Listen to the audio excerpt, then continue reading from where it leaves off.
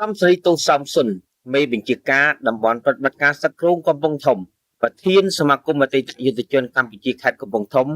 បានប្រគល់ថវិកាធានារ៉ាប់រងសង្គមរបស់រាជរដ្ឋាភិបាលនៃប្រជាណាចក្រកម្ពុជាចំនួន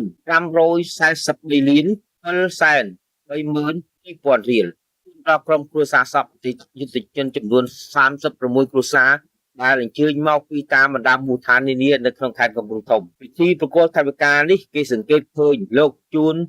សាឡាវិតប្រធានសាខាមូលនិធិជាតិជួយសង្គមខេត្តកំពង់ធំនិងលោកស្រីតំណាងមន្ទីរសង្គមគិច្ចអតីតយុទ្ធជននិងយុវវិទ្យាសម្បទារួមទាំងនីតិហ៊ានរងនៃវិជាការឋានតំបន់ប្រតិបត្តិការសឹកគ្រោងកំពង់ធំបានអញ្ជើញចូលរួមយ៉ាងអធិបអធមផងដែរនៅទីបញ្ជាការតំបន់ប្រតិបត្តិការសឹកគ្រោងកំពង់ធំនារុស្ស៊ីលថ្ងៃទី8ខែឧសភាឆ្នាំ2025លោកជួនសិឡាវិទ្យបានឲ្យដឹងថាគោលនយោបាយរបស់រាជរដ្ឋាភិបាលការផ្ដល់ប្រាក់ធានារ៉ាប់រងសង្គមជូនដល់ក្រុមគ្រួសារសពអតីតយុទ្ធជនដើម្បីមានលទ្ធភាពបន្តប្រកបមុខរបរចិញ្ចឹមជីវិតថ្ងៃទឹកប្រាក់ដែលទទួលបានខុសៗគ្នាទៅតាមឋានន្តរស័ក្តិនិងអតីតភាពការងាររួមទាំងប្រភេទមុខសញ្ញារបស់អតីតយុទ្ធជននីមួយៗក្នុងនោះរដ្ឋមន្ត្រីទូសំសុនក៏បានចូលរួមសោកស្ដាយជាមួយនឹងគ្រួសារសពដែលបានបាត់បង់មនុស្សជាទីស្រឡាញ់នៅក្នុងក្រុមគ្រួសារតែឡែកនេះគឺជាការយកចិត្តទុកដាក់គិតគូរគ្រប់សពគ្រប់យ៉ាងរបស់ប្រមុខរាជរដ្ឋាភិបាល